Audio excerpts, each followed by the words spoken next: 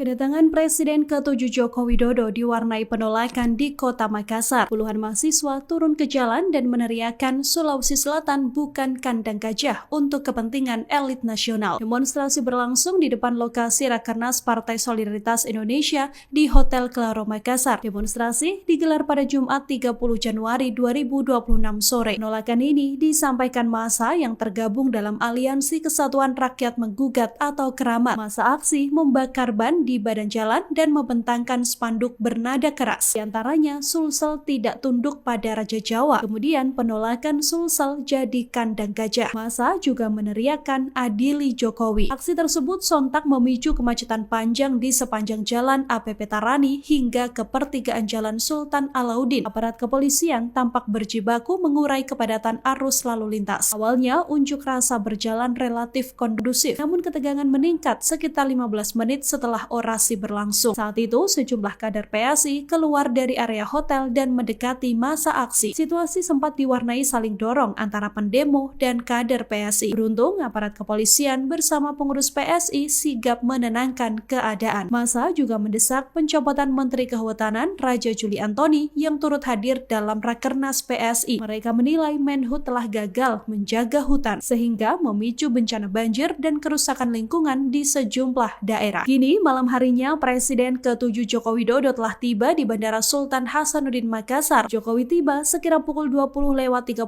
waktu Indonesia Tengah. Jokowi tampak mengenakan kemeja batik coklat lengan panjang dan celana hitam. Ketibaan Jokowi disambut langsung Ketua Harian DPP Partai Solidaritas Indonesia Ahmad Ali dan sejumlah kader PSI. Ini baju apa? Masuk. Sana, Pak.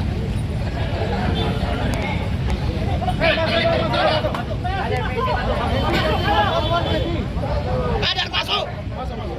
Tidak bisa kita suruh. Ayo kita.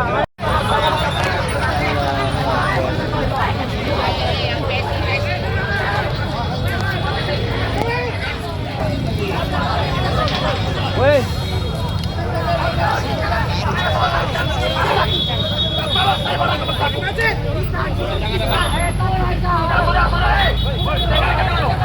Dengarkan dulu teman-teman sekalian.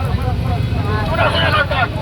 Rancangan hari ini itu menyampaikan sebuah aspirasi dengan tertib. Tidak ada hal-hal yang kemudian teman-teman akan melakukan semua energi. Kami tidak ada. Kami tertib yang patuh. Kami hanya menyampaikan aspirasi. Dan kalau kemudian ada hal-hal yang kemudian mengganggu jalannya aksi kawan-kawan, kami memaham. Kami sudah menyampaikan pendapat di muka umum secara tertib tanpa mengganggu lintas di dalam penutupan jalan. Oke? Jadi kawan-kawan sekalian, tetap dilebarkan spanduknya.